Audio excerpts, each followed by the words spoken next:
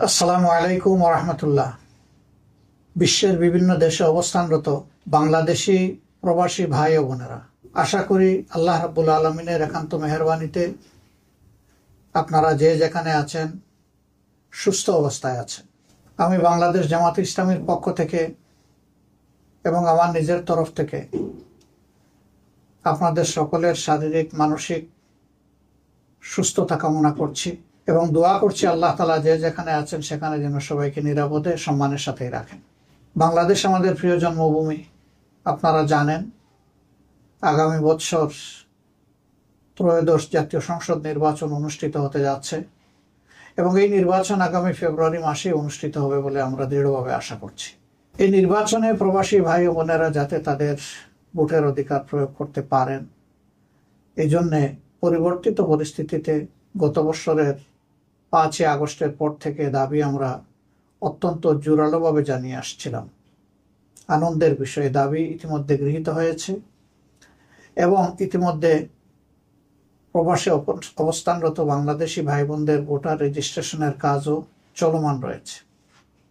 তার পাশাপাশি যারা একান্ত এই সময়টা দেশে আসতে পারবেন না, তারা যাতে তাদের ভোটটা নিশ্চিত হয় সেই জন্য এই প্রথমবারের মতো অনলাইনে অ্যাপসে ভোট দেওয়ার উদ্যোগ নেওয়া হয়েছে। কাজেই যারা আসতে পারবেন না তাদের দুটি রেজিস্ট্রেশন লাগছে, একটি ভোটার হওয়ার জন্য আর একটা ভোট দেওয়ার জন্য প্রবাসে অবস্থান করে। আর যারা দেশে আসতে পারবেন সেটা মোস্ট ওয়েলকাম, কারণ আপনারা বাংলাদেশের অর্থনীতির চাকাকে চালু রেখেছেন। আমাদের অর্থনীতিতে বৈদেশিক মুদ্রা আসে, 1 নম্বর খাত হচ্ছে আমাদের গার্মেন্টস, 2 নম্বর খাত হচ্ছে আমাদের প্রবাসী ভাই বোনদের রিমিটেন্স। কিন্তু গার্মেন্টের যে খাতে আসে সেই টাকাটা গার্মেন্টের খাতেই খরচ হয়ে যায়। আপনাদের টাকাটাই মূলত রাষ্ট্রের কাজে বেশিরভাগ ব্যবহৃত হয়। আপনি জানেন না অথবা জানেন যে আপনাদের এই কষ্টের অর্জিত অর্থ যা দেশের জন্য, পরিবারের জন্য আপনারা পাঠাচ্ছেন, সরকারি অব্যবস্থাপনা, দুর্নীতি, লুটপাট ইত্যাদির কারণে এই টাকার প্রপার সদ্ব্যবহার হয় না।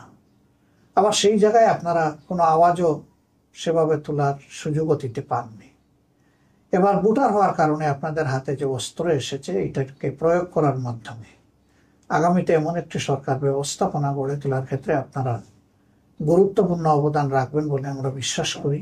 আপনাদের আস্থা এবং বিবেচনা অনুযায়ী যেই দল কিংবা পক্ষ সরকার পরিচালনার দায়িত্বে পেলে জনগণের সম্পদের মালিক না হয়ে জনগণের সম্পদের পাহারাদার হবে এবং জনগণের সেবক হবে, সেই দলটার হাতেই